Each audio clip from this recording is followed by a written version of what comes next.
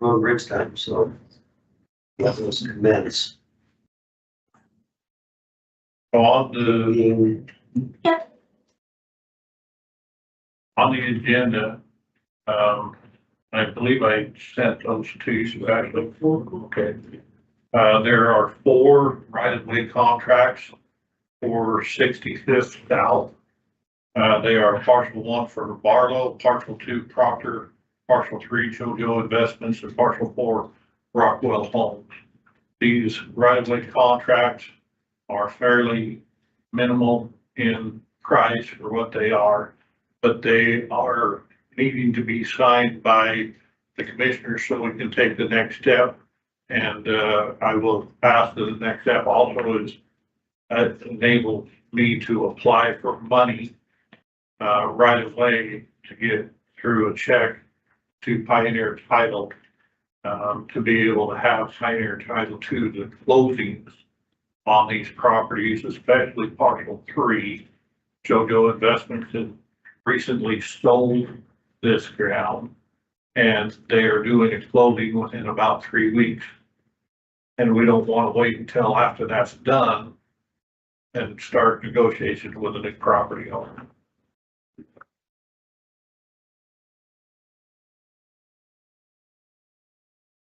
I make a motion that we sign the right of way agreements for the 65th South Bridge project, including parcels 1 through 4. second, I'll second that with the price of 1,000 for parcel 1, 800 for parcel 2, 700 each for parcel 3 and parcel 4. second, all in favor?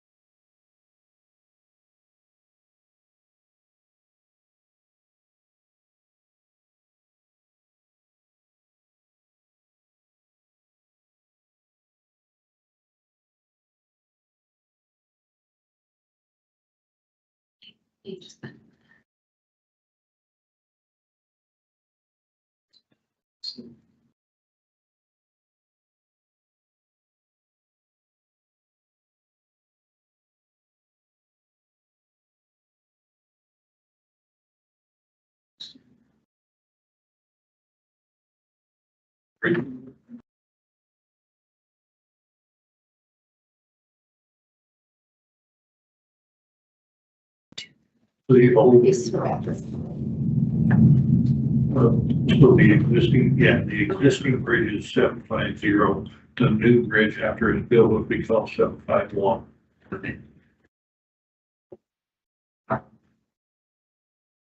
The old bridge is this number. The new bridge will be the new number. Okay. I just count. They were different, so I just. Good catch.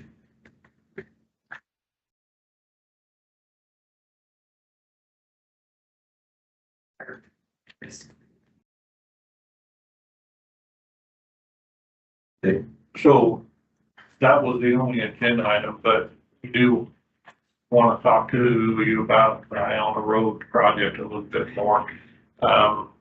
Over the weekend, I was asked to look into getting prices from HK to do either a traffic signal or something else. So they gave me a price back late Friday, to do and to deploy and maintain 3 temporary traffic signals for the 8 months of the project.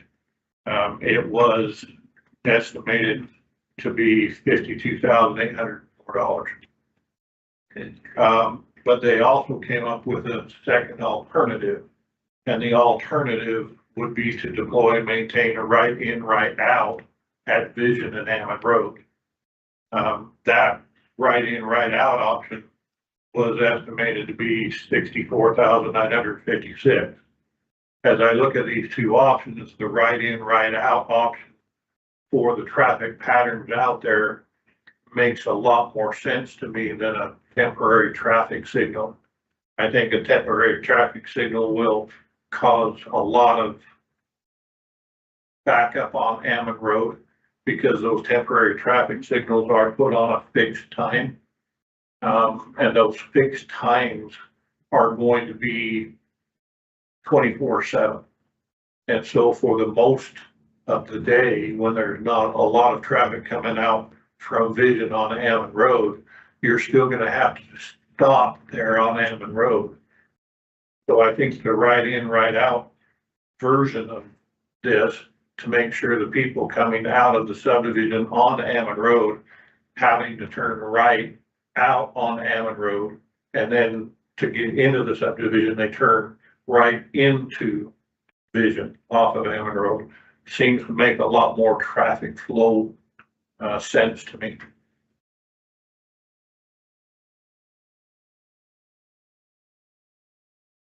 So those times are non-adjustable based on a They're traffic or? on the traffic signals that are temporary, they are pretty well set up on a fixed time. They don't have monitoring devices to catch when flow's heavy and when flow's not. It just is a flat fixed time. I guess I'm just really curious on a big project like this, why this wasn't part of the upfront bid? So when it comes to means and methods for contractors controlling flow along outside projects, it is very seldom part of these road projects. The engineers, when they design a project, put in some guidelines that we have to have traffic control. But when it comes down to putting this at this location, that's a means and methods, and the contractor who has to bid that project, they have to come up with the means and methods of doing it. And then we decide whether to accept it or not. We decide whether to accept the bid or not. But if we don't like a part of the bid, we don't accept it, right? Or we tell them we're Well, not happy with this part, or we're just stuck with whatever they give us.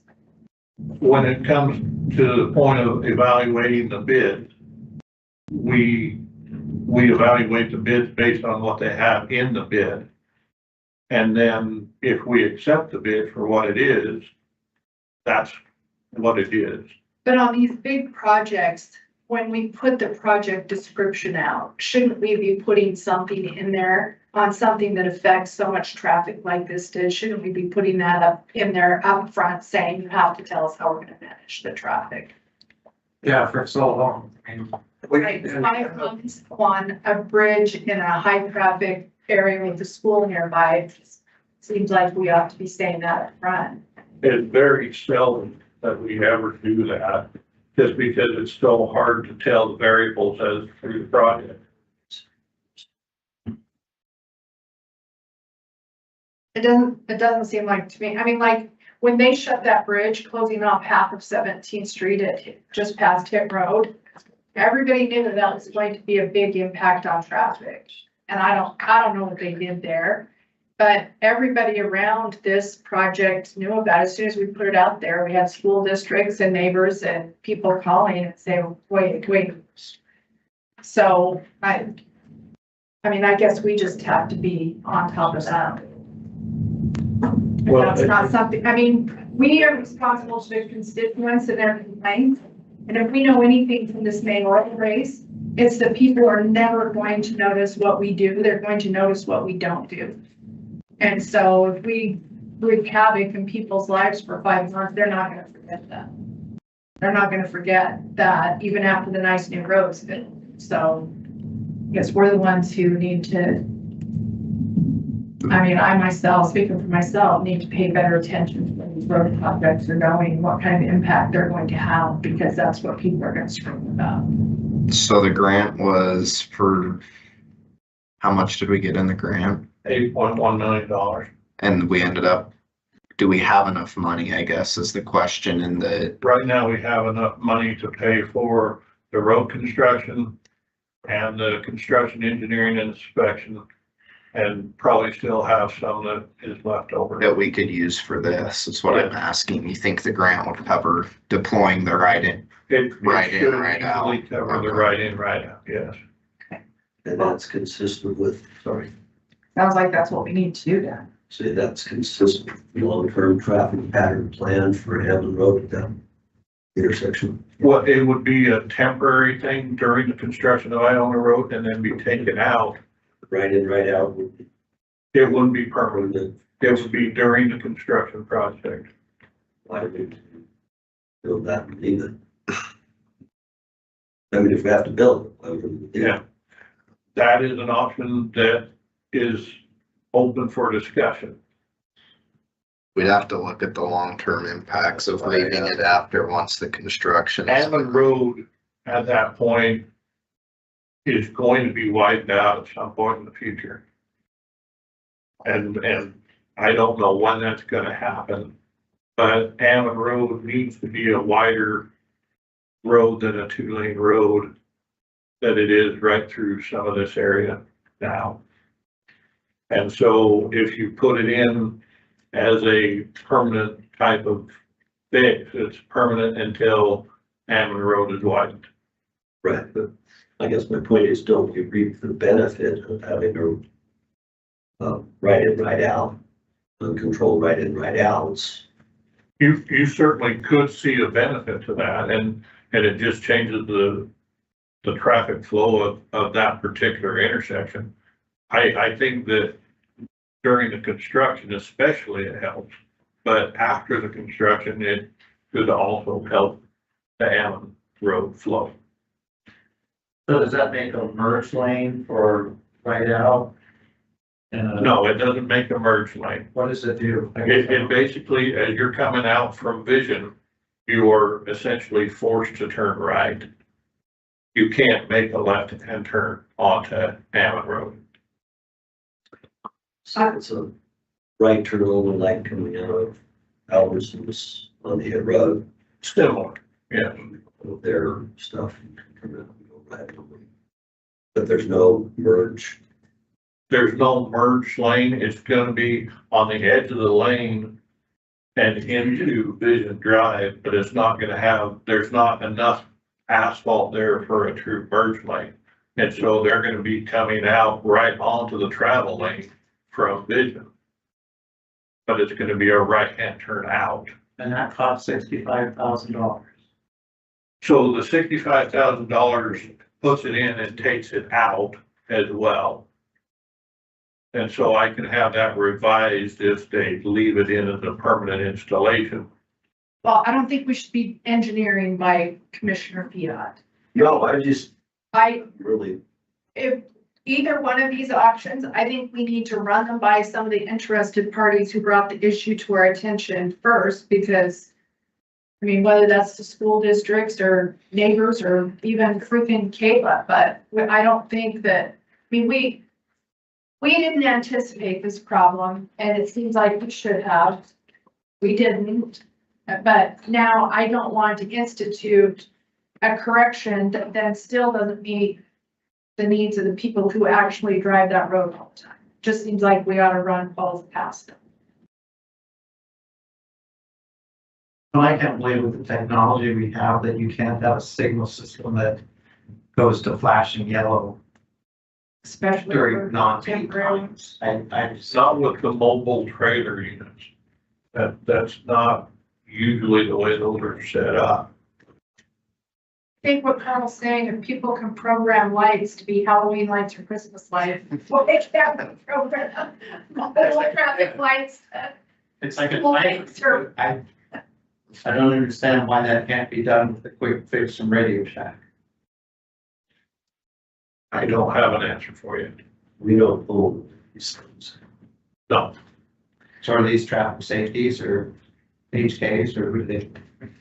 HK would have to rent them from, I don't know. Safety. Well, and I think a lot of what we need to consider is the big window of issue is gonna be about 7 to 8:30 in the morning and about 2 to 3:30 in the afternoon. So I don't know if they could program the lights just to run during those hours or not. I can't believe they can't. I mean, to me, that seems a simple thing, and I'm not even an engineer, but I know what they do in other places. I mean, I know from the social media feedback, Starlink can change the thermostat of my house. I was just gonna say, I know from the social media feedback, most people were requesting and asking about a temporary light, which is what led me to ask Lance about that, but I know that there's also concerns of backing up the traffic on Ammon if you do that in the morning, which I was watching this morning as I was coming to work, and it's pretty much a steady flow for those Yeah. couple of hours too, coming that way on Ammon down to the highway, so, I mean, but the right in, right out, I think also has the potential to create a pretty big bottleneck on Vision Drive. Oh, they can't turn left either. I'm just looking at that because on my way to work this morning, I always come down 41st, which turns into Hiram, and then turn right onto Ammon Road, and I was about 15 cars deep waiting to come out onto Ammon Road this morning, which is never the case, I thought even that's at where- that intersection. I thought that's where we were talking about the temporary traffic light. No, we're talking on Vision, because that's where the school is, so we can get people in and out that are taking their kids to school, but I guess I also don't understand why we have subdivisions only one way in. That Well, moment. it had more than one way to inches out. right now it has, Oh, so that's the structure. the construction is stopping the two north out onto Ion Road from that subdivision from Calico's guy. Yeah.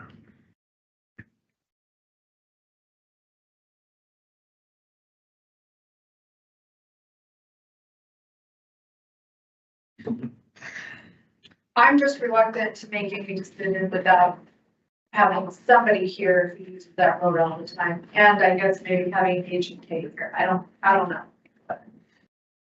you talked to the principal last week, right, Lance? I did talk to principal of Discovery Elementary, and Discovery Elementary is happy that the project is happening and asked what they could do to help the process along. And I basically told them, it's like, well, encourage all your parents that if they don't need to drive, don't drive. That encourage all the parents to follow the speed limits and the traffic control, the stop signs and everything else. So about call on. Awesome. I'll call them, see their program. Ask them if they have any programmable. You don't know where HK was getting? I do not know. Okay.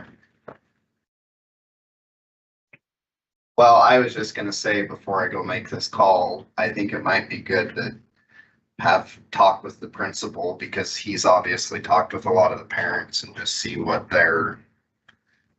he thinks about the two options and maybe what they think would work best. But that was just a thought.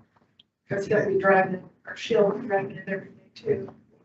It's all those parents. Right. Be nice if we could convince all the parents to put all the kids on buses. Buses be the traffic instead of the individual cars.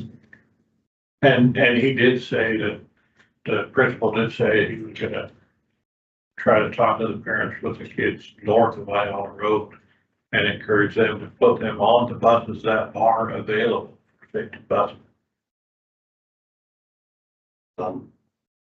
Since we're on my own road, Bill Austin's making that phone call. Got a couple of folks on that tagged in to watch this so that they could learn about swells and curb and gutter. So would you mind giving a brief?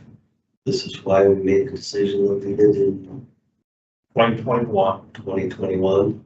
So in 2021, I approached the commissioners about designing the widening of Hammond Road for a temporary kind of fix to deal with the volumes of traffic, and that temporary interim fix was going to a 3-lane cross section. So that's 1 lane in each direction with a center turn lane. At the time, in order to put a program forth, we said, well, how can we do this to get to 3 lanes without keeping the cost way above a board? We're gonna use this, we're gonna design it, we're gonna use that to approach certain grants in the future. So we designed it with 3 lanes, with swells on the side and the sidewalk. That sidewalk again was to help with the pedestrians walking to Rocky Mountain Middle School and Discovery Elementary and Bonneville High School. The decision to keep the curb and gutter out of it was a cost savings measure to be able to keep the cost of the improvement down, but also allow us not to have throwaway concrete where we would need to come back in and tear that out when Iona Road needs to go to a 5-lane cross section. That would be 2 lanes in either direction with the center turn lane. At the time that becomes a 5-lane cross section, there is enough room without buying additional right of way to take out the swell, put in the extra lane on either side, put in the curb and gutter and the storm drain system without, again, purchasing additional right of way. Okay, just thank you. And just to help all of us understand, because we've seen a variety of swells throughout Bonneville County, from dirt swells that are deep enough you wouldn't get a car out if you slid it sideways, and ones that have great big rocks covering them up, and ones that are nicely graded and have grass. What are these supposed to be? The intent of these wells are 18-inch minimum depth, 4 to 1 side slope, and I believe that it's 4 to 1 side slope. Put that in layman. so for every 4 foot horizontally, it goes down 1 foot. So after 6 feet, you're down 18 inches, and then you come back up to ground surface.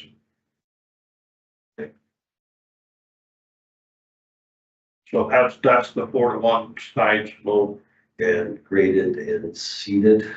I believe the intent is to seed this. I don't recall exactly what that seed mix is. Usually it's a native grass type of seed. Talking about a maintainable grade and It is maintainable. A 4 to 1 side slope, you can easily mow it. People have been able to, if they come off the road, it is a recoverable type of slope for both the foreslope and the back slope. And all of these are gonna, then that sidewalk is gonna butt up against mostly fencing, correct?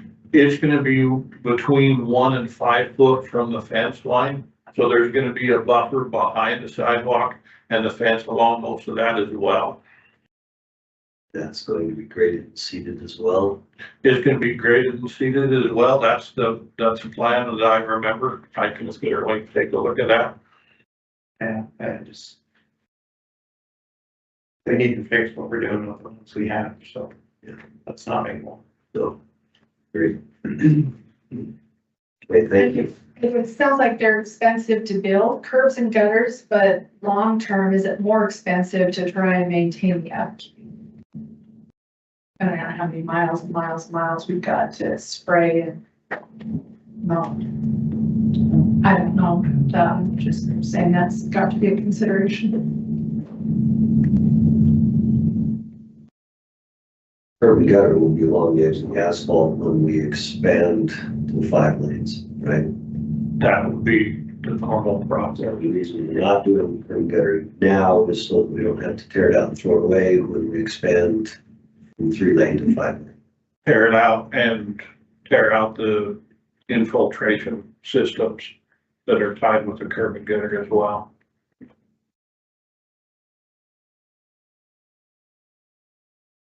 Okay, thank you.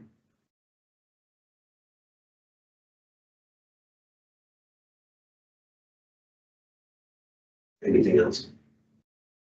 Update on Bear Lake, Bear Creek?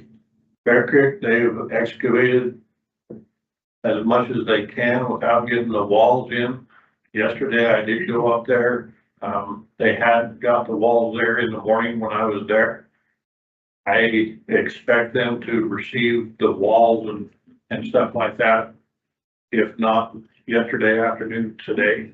And so they should be working, up there quicker today. They are supposedly going to work when they get the wall up there. They're gonna work 7 days a week to get it in. I think last week they were waiting for the mats to come in, so those. They're still waiting for the map. Well, it's supposed to show up last night or today.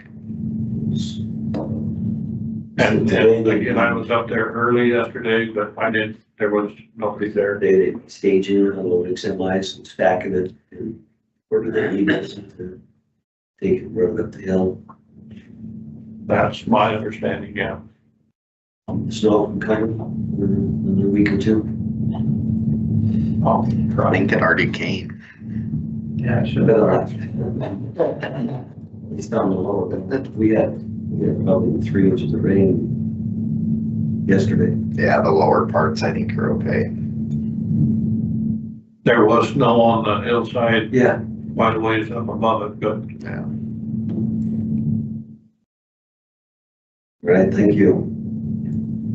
Anything? I don't think so. That's good. Thanks, Lance. I apologize for kind of getting in your face about this, but I think like Michelle said, we just need to be thinking these things more thoroughly, I guess, when we start doing these big projects. I mean, that's all of us, not you, just all. And we weren't here, so we don't know.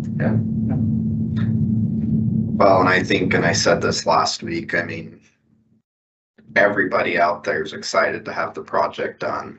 They're all the same people that have asked us for years to do something different so their kids can get safely to and from school. And now we just deal with the frustrations of construction, which we can mitigate the best we can, but you're always gonna have some of it too, so. it is gonna be messy. It is gonna be inconvenient. Project. And you guys are learning. Yeah, exactly. There's lots to learn. I mean, we hear from you about these swells, and then we hear from weed control about what a problem they are. So, you guys are segmented over here, they're segmented over here. And regardless of whether they're cheaper or not, they're still a problem killer about frequently for road or for weed control that they're constantly trying to address. And that we're getting complaints on because of all the weeds. And we've had plenty of complaints in Road and Bridge, and that's why we changed the standard that when there's less than 200 foot of frontage on a subdivision road, they put in curb or gutter and sidewalk. But we still have subdivisions that have over 200 foot of frontage that put in swells.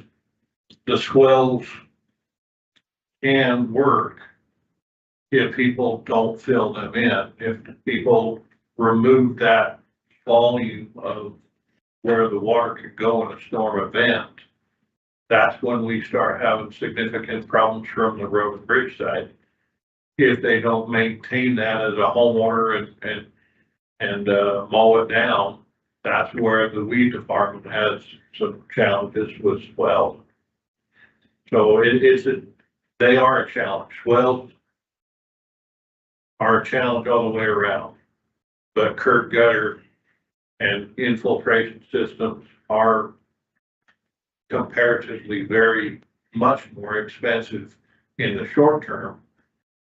If you go to a 20-year lifespan, maybe they start evening out. I don't know. Most of the time, we don't do a whole lot of maintenance on swells. They're there.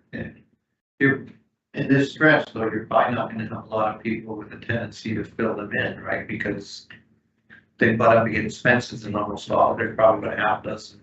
There's more than that homeowners along the stretch of road, but there is a fair amount of this that does back up against the back fence. Yeah, I can see it, it's in the front yard of the people. Inclined to do that.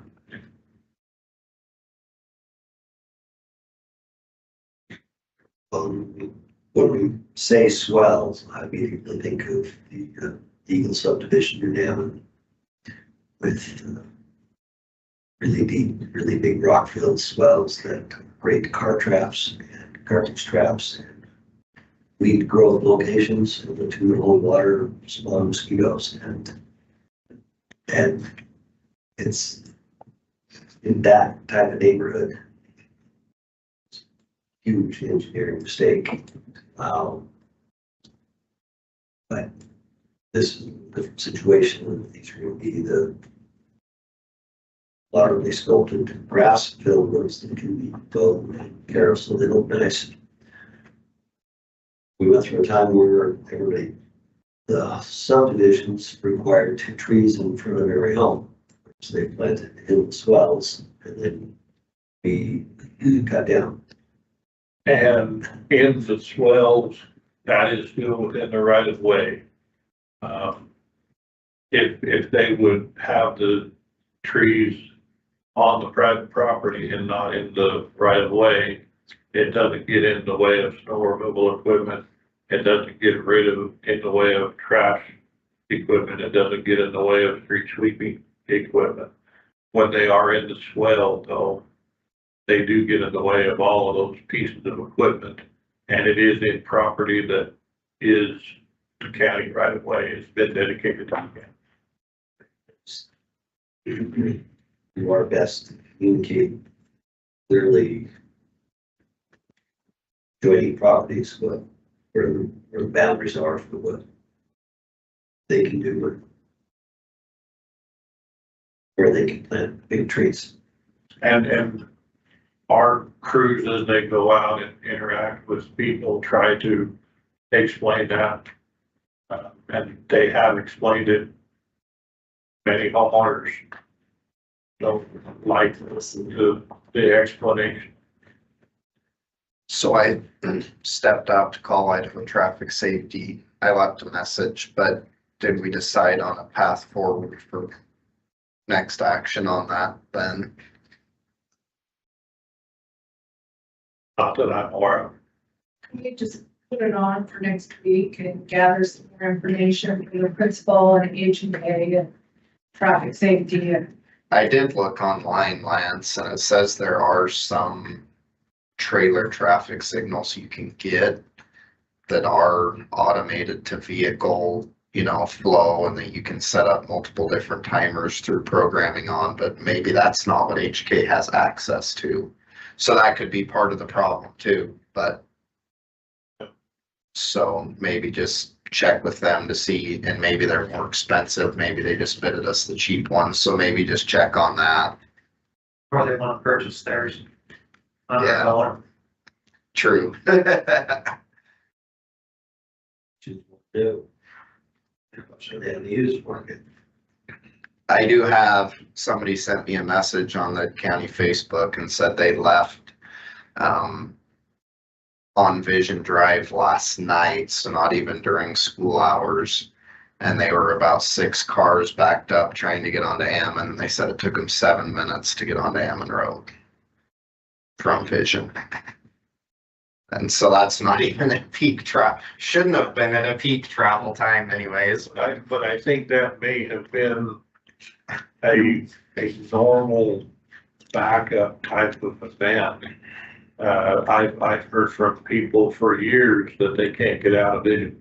yeah, I think it's a bad access point anyways, but Yeah, I only have an intersection backs up all the way past the railroad tracks, regular basis, yeah, blocks vision. so. I can gather some more information and see what I can find, so. In the meantime, what's going on there right now? It's the other thing I don't understand, Yeah. but the project has started. Yes. The project has started. There is no traffic control right now set up at Vision and Hammond. And so there are gonna be backups trying to get out of Vision onto Hammond Road, especially if they're trying to turn left. I think a lot of people are utilizing Goldenrod, which is fine. I mean, there was a lot of traffic this morning coming that way too, so. So Vision is on the south side, we're about the north side, there's That's what Boston was talking about. pretty bad deficit. That listening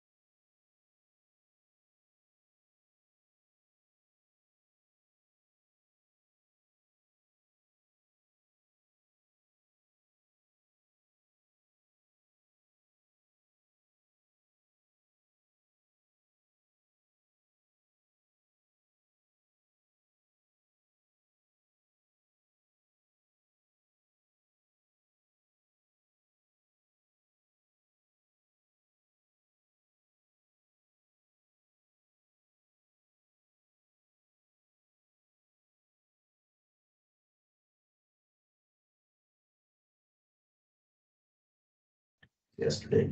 Was not yesterday, it was last week before the long weekend.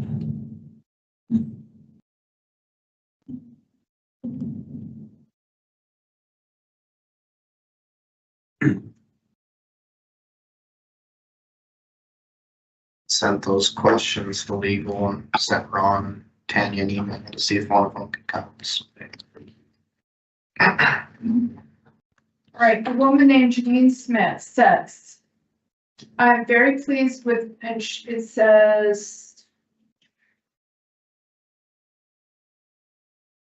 she said their names, now I can't find them, let's see.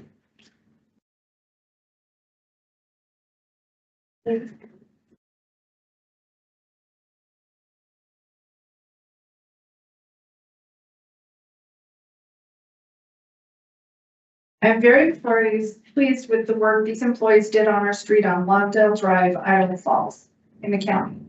We have had a problem for many years with the sewer covering the street coming off while plowing in the snow. I explained to them the problem and concerns we've had, that it could have been a danger to people or cars, and these three employees arranged a repair and took care of the issue quickly. Please know we appreciate them and all they did to resolve the problem. Please recognize them for being friendly, informative, and efficient at their job. Janine Smith and family. She had the names, but now I can't see that. Our subdivision crew. She listed. Oh, Eric, John, Jared, and John, subdivision maintenance. It's nice. I don't recall my tenure having anyone send a letter of appreciation from any road and bridge crew. Or, That's few and far so between. that's very noteworthy. Like Michelle said, we hear about what we don't do, not what we do. Yeah. Well, that's our appreciation on. I'm sending that to you, Lance. Okay. Dave. somebody on Facebook also said that they'd been sending a bunch of emails to Wes Packer about Iona Road. I don't know if you've been getting those or not. I was forwarded some of those. Okay, just wanted to make sure, cause I asked them, they're like, we've been emailing, we haven't got any responses, so I said, which email is it going to? And it's all going to Wes, Yeah, which I don't know if that's where you want it going, I just wanted to make sure you saw those, so. yeah, I've seen a couple of them. Unfortunately, I don't have a absolute answer for some of the questions. Well, and that's most of the stuff on Facebook is wanting to know about this temporary signal or some of that, so I just thought, once we make a decision, I'll post an update, and I'll probably just post something later today that says we're discussing the traffic plans, and we'll post an update in the coming weeks, so. But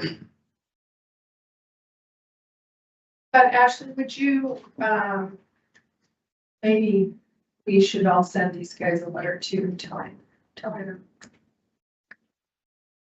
We got that note, appreciate them. That road bridge for you guys.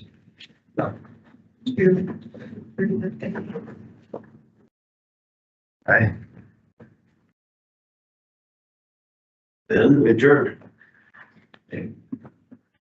John, do you have a minute I can talk to you in your office about